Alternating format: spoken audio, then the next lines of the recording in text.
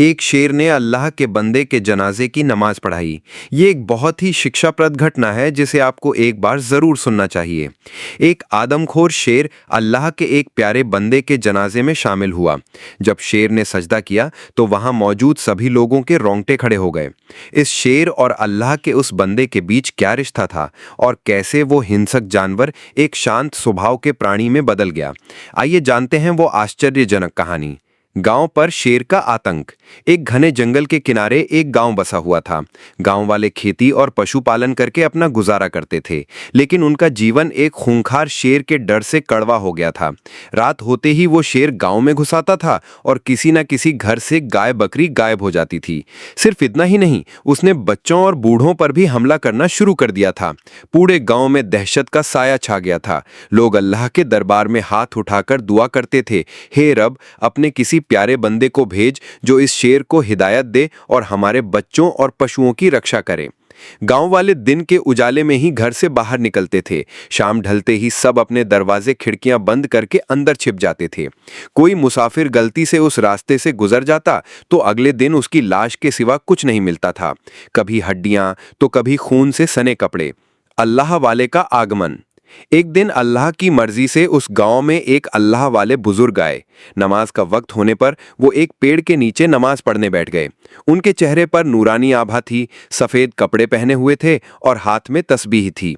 गांव के कुछ लोगों ने उन्हें देखकर दौड़कर चेतावनी दी कि हुजूर, यहाँ एक भयानक शेर है जो किसी भी मुसाफिर को जिंदा वापस नहीं जाने देता।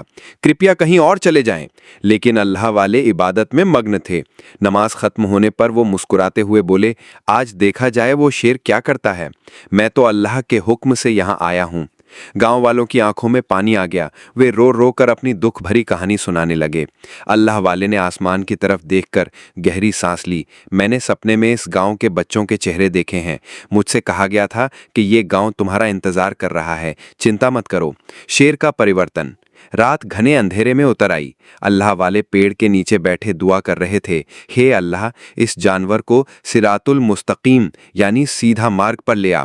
अचानक शेर की दहाड़ से जंगल थर्रा उठा। उसकी आंखों में लाल आभा थी। लग रहा था वो आदमखोर भूख से पागल है। लेकिन अल्लाह की कुरान की तिलावत सुनकर वो अचानक रुक गया। तिलावत की मधुर धुन पर परिंदे भी खामोश हो गए थे। शेर हैरत से चुपचाप बैठा रहा, बस उस नूरानी चेहरे की तरफ देखता रहा। इबादत खत्म होने पर अल्लाह वाले ने देखा कि वो भयानक शेर अब उनके पैरों के पास एक मासूम बच्चे की तरह घुटनों के बल बैठा है। अल्लाह वाले मुस्कुराते हुए बोले, आओ मेरे बच्चे, मैं भी तुम्हें अल्लाह का रास्ता दिखाऊंगा। ये वही भयानक शेर था जिसका नाम सुनकर बच्चे डर से कांप जाते थे, जिसकी आंखों में लाल आभा थी, शरीर पर धारीदार निशान थे और चाल ढाल में बर्बरता की छाप थी। वो रात शिकार की तलाश में निकला था, लेकिन उसे एक महामानव, अल्लाह का एक प्यारा दोस्त मिल गया था। शेर ने बार बार दहाड़ने की कोशिश की, लेकिन गले से कोई आवाज नहीं निकली। उसके पैर कांपने लगे। वो पीछे हट गया। तभी उसकी नज़र उस बुजुर्ग के हाथों पर पड़ी।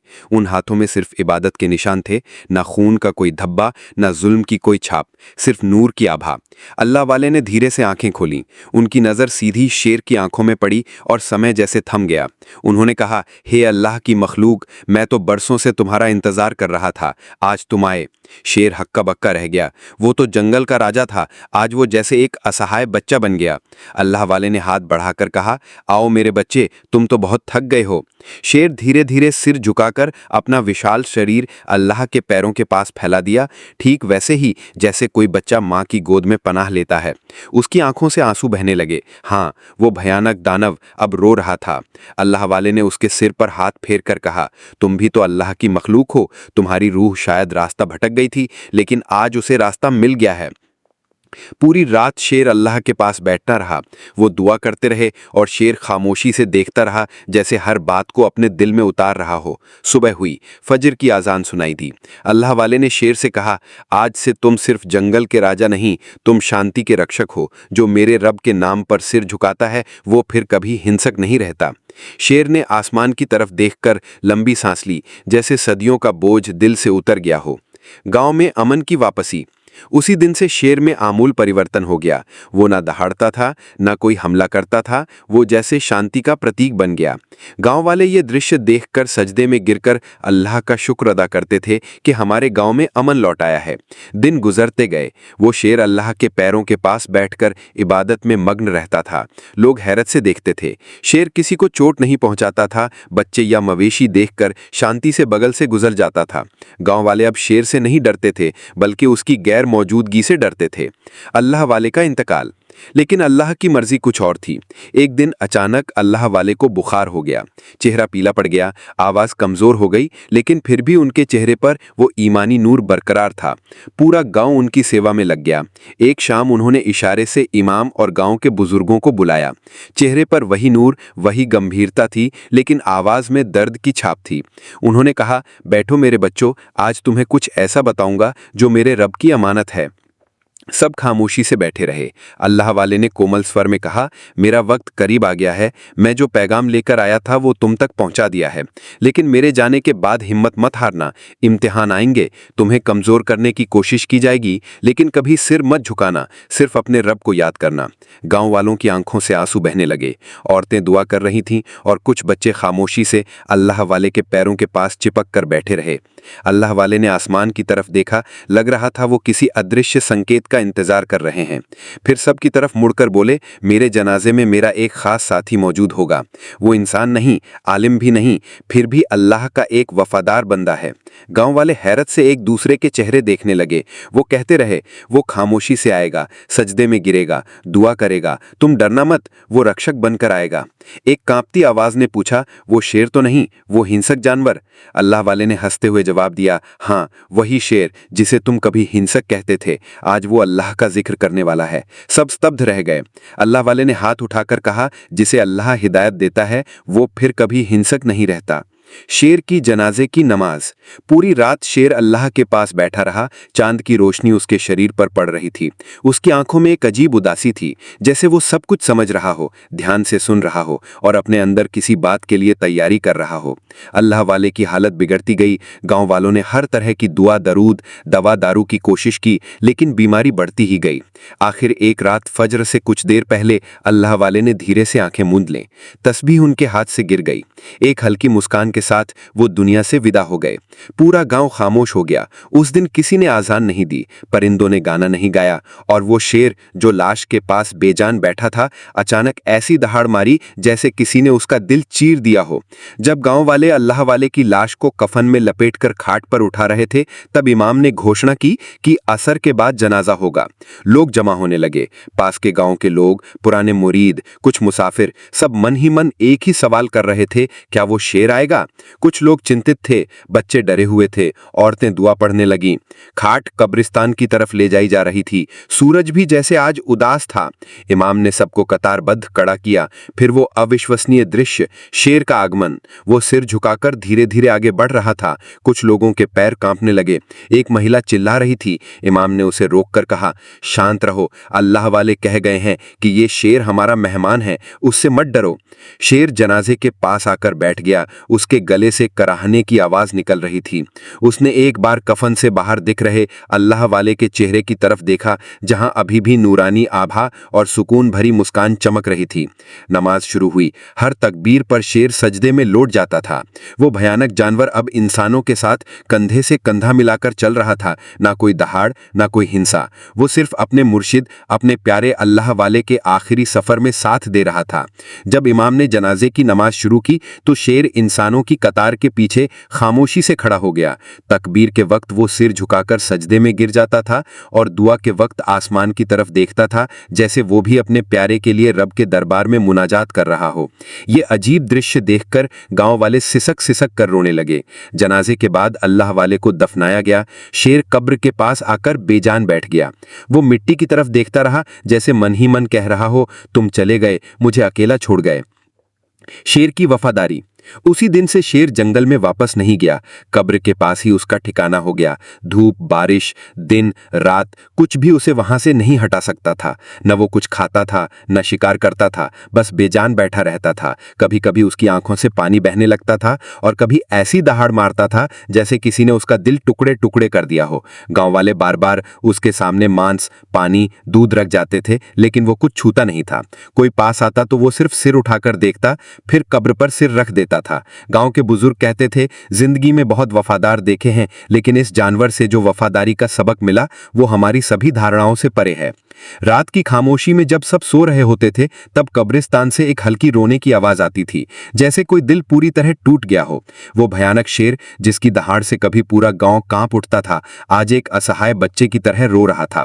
कुछ लोग गवाही देते हैं कि एक रात शेर ने आसमान की तरफ देखकर चीख कर कहा था, हे मेरे रब, तूने मुझे हिंसा से मुक्ति दी है, अब मुझे अपने उस दोस्त के पास पहुंचा दे। दिव्य स्वप्न और नई जिम्मेदारी। दिन गुजरते गए। शेर कब्र की छाया में अकेला बैठा रहा। उसका शरीर धीरे धीरे कमजोर होता गया। आंखों में एक गहरा खालीपन झलकने लगा, लेकिन उसकी वफादारी में जरा भी कमी नहीं आई। वो न कब्र छोड़ता था, न जंगल लौटता था। हर रात उसकी आंसुओं में कटती थी, हर दिन खामोश प्रार्थना में। एक दिन गांव के कुछ बच्चों ने हैरत से देखा कि शेर कब्र पर बैठा है, लेकिन उसके चारों ओर एक अद्भुत रोशनी की रेखा नाच रही है। लग रहा था जैसे कोई स्वर्गीय प्रकाश उसे घेरे हुए हैं। बच्चे दौड़कर गांव वालों को खबर देने लगे। जब सब कब्र के पास आए तो उन्होंने जो देखा वो दिल को छू गया। शेर कब्र पर सजदे में पड़ा था। उसके शरीर से एक अलौकिक प्रकाश निकल रहा था, जैसे किसी आध्यात्मिक सत्ता की उपस्थिति महसूस हो रही हो। उसके मुंह से कलमे की ध्वनि निकल रही थी। उस रात शेर पहले से भी ज्यादा थका हुआ लग रहा था। शायद यही अटूट निष्ठा उसके शरीर को थका चुकी थी। वो कब्र के पास लेट गया, सिर जमीन पर रखकर आंखें मूंद लीं। ये उसकी पहली नींद थी। नींद में वो एक स्वप्न लोक में पहुंच गया, एक शांत, उज्जवल, शांतिपूर्ण दुनिया में। वहां उसका प्यारा अल्लाह वाला खड़ा था, वही सफेद लिबास, नूरानी चेहरा, हाथ में तस्बीह। शेर तुरंत सिर झुकाकर सजदे में गिर गया। अल्लाह वाले ने मुस्कुराते हुए कहा, उठो मेरे बच्चे, मैं तो तुम्हारा ही इंतजार कर रहा था। शेर हैरत से सिर उठाया, आंखें भर आईं। अल्लाह वाले ने उसके सिर पर हाथ रखकर कहा, एक दिन इस गांव पर महाविपत्ति आएगी, महामारी और अकाल। लोग भूखे, कमजोर और निराश हो जाएंगे। तब एक मां अपने यतीम बच्चे को जंगल में खो देगी। उसकी चीखें अर्श तक पहुंच जाएंगे। तुम तब चुप नहीं रहोगे। तुम अब सिर्फ शेर नहीं, तुम मेरे रग की मखलूक के रक्षक बन गए हो। शेर की आंखों से आंसू बहने लगे। अल्लाह वाले की बातें उसके दिल में उतर गईं। वो समझ गया कि उसकी जिम्मेदारी अभी खत्म नहीं हुई है। अल्लाह वाले ने कहा, ठीक है, जब वो वक्त आएगा तब कब्र से उठकर खड़ा होना और उस मां के रोने का जवाब बनकर मौजूद होना। एक प्रकाश पुंज चारों तरफ फैल गया। स्वप्न खत्म हो गया। शेर की नींद टूट गई। उसका माथा पसीने से भीगा हुआ था। वो बेजान बैठा रहा, लेकिन इस बार उसके दिल में एक नया प्रकाश, एक महान जिम्मेदारी का प्रकाश प्रवेश कर चुका था। अकाल और खोया हुआ बच्चा। गांव में अचानक एक अजीब बदलाव देखा गया। परिंदे उड़ गए, कुएं सूखने लगे, एक के बाद एक लोग बीमार पड़ने लगे। बुखार, खांसी, कमजोरी, सब घर में बंद हो गए। खेत फसल विहीन, मवेशी रोगग्रस्त, बच्चे निस्तेज। मस्जिद के इमाम साहब ने अजान के बाद घोषणा की, ये अकाल नहीं, ये इम्तिहान है, ये तौबा का वक्त है। गांव की एक विधवा महिला फातिमा, उसका एकमात्र सहारा 6 साल का बेटा सुलेमान। एक दिन सुलेमान भी बुखार से पीड़ित हो गया। फातिमा औषधीय पौधे लाने जंगल गई थी। इसी बीच कब उसका बेटा घर से निकल गया कोई नहीं जानता। जब फातिमा लौटी, सुलेमान कहीं नहीं था। एक दिल दहला देने वाला दृश्य। फातिमा नंगे पैर, फटे बालों में, आंसू भरी आंखों से चिल्लाते हुए दौड़ने लगी, किसी ने मेरे बेटे को देखा है, किसी ने मेरे बेटे को देखा है, मेरा सुलेमान कहाँ है? गांव खामोश, किसी के मुंह पर कोई जवाब नहीं। उस रात कब्र के पास शेर बेचैन हो उठा। उसने आसमान की तरफ देखा, जैसे उसके अंदर से एक आवाज आई, समय आ गया है। शेर कब्र से उठकर खड़ा हो गया। गांव वाले हैरत से अपने दरवाजे खिड़कियों से देखते रहे। वही शेर जो महीनों से नहीं हिला था, आज तेजी से जंगल की तरफ बढ़ रहा था। लेकिन उसकी चाल में कोई हिंसा नहीं थी, सिर्फ एक महान जिम्मेदारी का भाव था। पूरी रात वो जंगल छानता रहा, झाड़ियां, पेड़ पौधे, पहाड़, पर्वत, नदियां। आखिर उसे एक हल्की रोने की आवाज सुनाई दी। एक पत्थर के नीचे उसे घायल कांपता हुआ सुलेमान मिला। बच्चे की सांसें कमजोर थीं, आंखें बंद थीं। शेर तेजी से आगे बढ़ा, अत्यंत कोमलता से मुंह से बच्चे को उठा लिया। सुलेमान की सांसें सामान्य होने लगीं, जैसे किसी आसमानी फरिश्ते ने उसे छुआ हो। अगले दिन सुबह हुई। गांव वाले मस्जिद के पास जमा हुए। सब हैरत से देखते रहे। शेर कब्र के पास खड़ा था और उसकी पीठ पर सुलेमान सो रहा था, सुरक्षित, शांत, जीवित। फातिमा दौड़ कर आई। शेर ने धीरे धीरे बच्चे को जमीन पर उतार दिया। फातिमा ने बेटे को सीने से लगाया और सजदे में गिर पड़ी। हे अल्लाह, तूने मेरे बच्चे को लौटा दिया और उसे उस माध्यम से लौटाया जिसे हम कभी दानव समझते थे। पूरा गांव सजदे में लौट गया। कोई मां के आंसुओं में रो रहा था, कोई शेर के पैरों को चूम रहा था। इमाम साहब ने घोषणा की, ये शेर अब जंगल का राजा नहीं, ये एक वली के स्वप्न की अमानत है, ये अल्लाह का निशान है। शेर की दूसरी वीरता। गांव के दिन अब आशीर्वाद से भरे हुए थे। शेर हर दिन कब्र के पास बैठता था, खामोशी से आंखें बंद करके सुनता रहता था। वो बच्चों को जंगल का रास्ता दिखाता था। अल्लाह वाले की कब्र पर आज भी हफ्ते में एक रात आसमान से नूर देखा जाता है।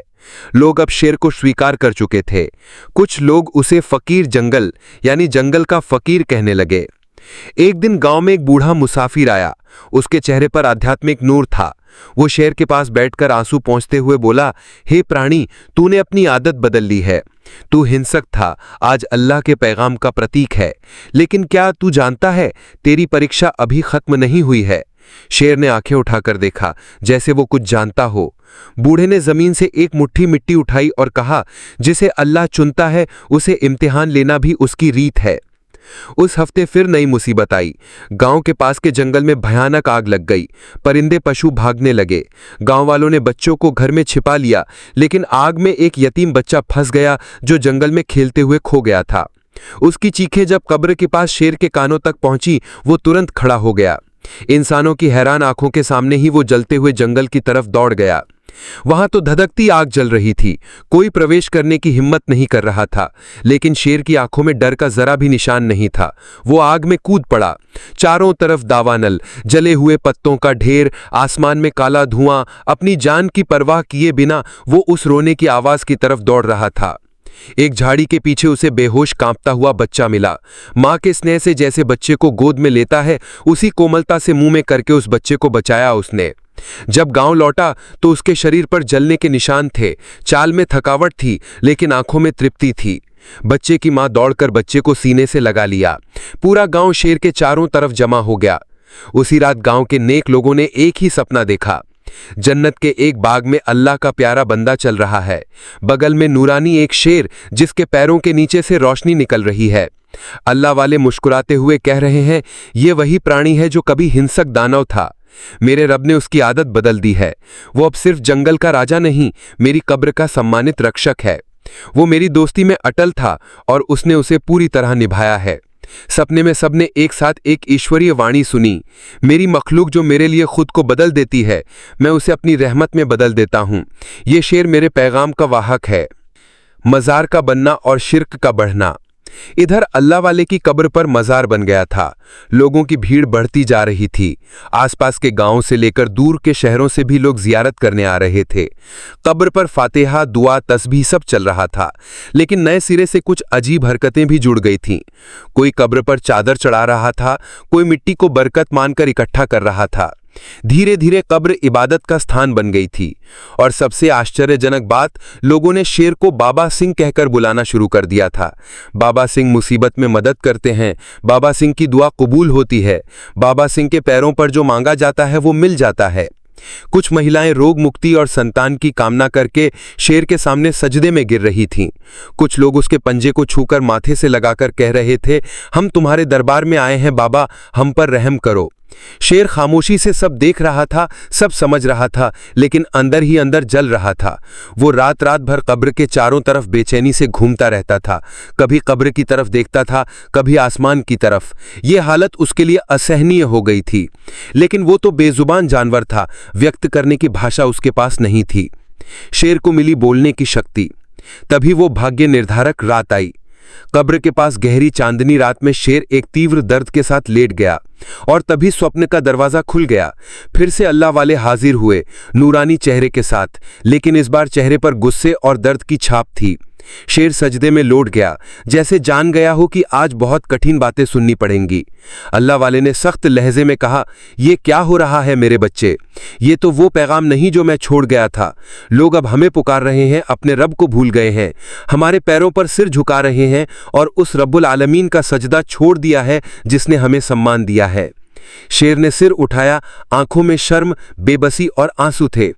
अल्लाह वाले ने कहा, तुम तो मेरे वफादार थे ना, तुम मेरे जनाजे में शरीक हुए थे, मेरी कब्र की हिफाजत की है, अब समय आ गया है कि तुम मेरे पैगाम की हिफाजत करोगे। शेर ने आंखें नीची कर लीं। अल्लाह वाले ने धीरे से उसके सीने पर हाथ रखा और कहा, रब के हुक्म से आज तुम्हें जबान दी गई है। ठीक उसी वक्त शेर के पूरे शरीर में रोशनी की चमक फैल गई। वो दहाड़ने की कोशिश किया, लेकिन इस दहाड़ में इस बार दर्द और हिदायत की शक्ति थी। जाओ, लोगों को तौहीद के रास्ते पर बुलाओ। सपना खत्म हो गया। शिर्क के खिलाफ शेर की गड़गड़ाहट। गांव में तब मेला लगा हुआ था। लोग कब्र के चारों तरफ भीड़ लगाए हुए थे। कोई कब्र चूम रहा था, कोई शेर को बाबा संबोधित कर रहा था। एक महिला तो शेर के सामने सजदी में गिर गई और तभी वह ऐतिहासिक क्षण आया। शेर जोर से दहाड़ा, लेकिन वह उसकी सामान्य दहाड़ नहीं थी, वह एक स्पष्ट आवाज थी, रुको। पूरा माहौल स्तब्ध रह गया, सब हक्का बक्का रह गए, आंखें स्थिर, मुंह बंद। शेर धीरे धीरे लोगों के बीच आया और बोला, तुम क्या कर रहे हो? जिसके पैरों के नीचे सिर झुका रहे हो, वह तो दिन रात रब के सजदे में मग्न रहता था। जिसे तुम पुकार रहे हो, वह तो हर सांस में अपने रब को याद करता था। एक व्यक्ति चिल्ला उठा, यह शेर बोल रहा है। शेर ने आसमान की तरफ देखकर कहा, यह मेरे रब की कुदरत है, ताकि मैं तुम्हें समझा सकूं। शेर की आंखों से आंसू बहने लगे। उसने कब्र की तरफ इशारा करके कहा, यह एक कब्र है, एक अल्लाह वाले का स्थान, लेकिन यह इबादत का स्थान नहीं, बल्कि शिक्षा का स्थान है। उसे प्यार करो, सम्मान दो, लेकिन अपने रब को मत भूलो। वही सभी समस्याओं का समाधान करने वाला है, वही ज़रूरतें पूरी करने वाला है। लोग हक्का बक्का रह गए, लग रहा था पृथ्वी जैसे थम गई हो। शेर दहाड़ा, शिर्क मत करो, किसी को उस रब्बुल आलमीन के साथ शरीक मत करो जिसने मुझे तुम्हारा रक्षक बनाया है। मैं एक समय हिंसक शेर था, उसी ने मुझे अपनी मखलूक का रखवाला बनाया है, और आज तुम अल्लाह के दोस्त को रब बना बैठे हो। एक महिला रो पड़ी, हमें माफ कर दो बाबा सिंह, हम भटक गए थे। शेर कांपते स्वर में बोला, मैं कोई बाबा नहीं, मैं सिर्फ एक बंदा हूं, अल्लाह का बंदा। ठीक तभी आसमान में बादल छा गए, बिजली चमकने लगी और कब्र से एक नूरानी प्रकाश निकलना शुरू हो गया। लग रहा था अल्लाह वाले मुस्कुराते हुए कह रहे हैं, मेरे बच्चे, तुमने मेरा पैगाम पहुंचा दिया है। पूरा गांव सजदे में लौट गया। उसी दिन से लोगों ने शिर्क छोड़ दिया। कब्र के पास अब सिर्फ दुआ होती थी। शेर अब कब्र से हटकर मस्जिद के पास बैठता था। वह फिर किसी बाबा की भूमिका में नहीं था, वह एक हिदायत का जीता जागता निशान बन गया था। अंतिम विश्राम और अमर संदेश। दिन गुजरते गए। शेर ने अपनी बाकी जिंदगी कब्र की छाया में बिताई। शेर तब केवल एक कंकाल बन चुका था। उसकी आंखों में अब हिंसा नहीं थी, सिर्फ आंसुओं की नमी थी। वह अब शिकार नहीं करता था, न कोई दहाड़ मारता था। जब भी लोग कब्र के पास आते, वह खामोशी से बैठा रहता, एक रक्षक, एक गवाह, एक वफादार खादिम की तरह। बच्चे उसके पास खेलते थे, औरतें उसे बाबा सिंह कहकर बुलाती थीं, लेकिन वह हर बार आंखें नीची कर लेता, जैसे कहना चाहता हो, मैं कोई बाबा नहीं, मैं तो खुद ही माफ़ी का तलबगार हूँ। एक दिन शेर की हालत खराब होने लगी। उसकी सांसें भारी होने लगी। वह आंसू भरी आंखों से आसमान की तरफ देखता रहा। अचानक उसकी पलकें भारी हो गईं। सपने में उसने फिर देखा उस अल्लाह वाले को, वही नूरानी चेहरा, वही प्रशांत मुस्कान। अल्लाह वाले पास आकर हाथ बढ़ाकर बोले, मेरे बच्चे, तुम्हारा समय आ गया है। जिस पैगाम के साथ तुम्हें भेजा गया था, तुमने उसे पहुंचा दिया है। अब वापस आओ मेरे पैरों के पास। शेर की आंखों से आंसू बहने लगे। उसने कहा, हे शेख, क्या मेरा रब मुझे कबूल करेगा? मैं तो एक समय भयानक हिंसक था। अल्लाह वाले हंसते हुए बोले, जिस रब ने फिरौन के पास भी हजरत मूसा को भेजा था, उसकी रहमत तुम्हारे लिए क्यों नहीं होगी? तुमने तो वो काम किया है जो बहुत से इंसान भी नहीं कर सके। तुमने शिर्क के खिलाफ सत्य की आवाज़ उठाई है। शेर हैरत से जाग उठा और सपने में ही सजदे में लौट गया। हे मेरे रब, तूने मुझे दानव से बंदा बना दिया है, मुझे कबूल कर ले। अगले दिन सूरज जैसे कुछ उदास था, आसमान भी जैसे शोकाकुल। कब्र के पास आए लोगों ने देखा कि शेर लेटा हुआ है। वह चिर निंद्रा में लीन था, न कोई दहाड़ न कोई हरकत, सिर्फ परम शांति। एक ने धीरे से कहा, बाबा सिंह चले गए। तभी एक बुजुर्ग ने खड़े होकर कहा, नहीं, वह कोई बाबा नहीं था, वह अल्लाह का एक वफादार बंदा था। उसे वही सम्मान दो जो एक नेक वफादार प्राणी को मिलना चाहिए। उसने तुम्हें शिर्क से रोका है, तुम्हारे बच्चों की रक्षा की है। लोगों की आंखें आंसुओं से भर गईं। फैसला किया गया कि शेर को अल्लाह वाले की कब्र के पास ही दफनाया जाएगा। उसका शरीर इतना हल्का हो गया था जैसे आत्मा पहले ही ऊपर जा चुकी हो। कब्र खोदते समय हल्की नूर की रोशनी दिखाई दी। किसी ने कहा, अल्लाह वाले हंस रहे हैं, अपने वफादार साथी का स्वागत कर रहे हैं। शेर को मिट्टी में लेटा दिया गया। लोग दुआ पढ़ रहे थे। इस बार सबके मुंह पर सिर्फ अल्लाह का नाम था। आज के दौर में शिर्क और तौहीद का पैगाम। लोग शेर को भूल नहीं पा रहे थे। जहां पहले मोमबत्ती जलाई जाती थी, अब वहां कुरान की तिलावत होती है। जहां धागा बांधा जाता था, अब वहां हाथ उठाकर दुआ की जाती है। लोग सीख गए थे कि अल्लाह के प्यारे बंदों का सम्मान करो, लेकिन इबादत सिर्फ अल्लाह के लिए। एक दिन एक बच्चा कब्र के पास आकर पूछा, अम्मी, क्या यहाँ बाबा सिंह सो रहे हैं? माँ ने मुस्कुराते हुए कहा, हाँ बेटा, लेकिन वो कोई बाबा नहीं था।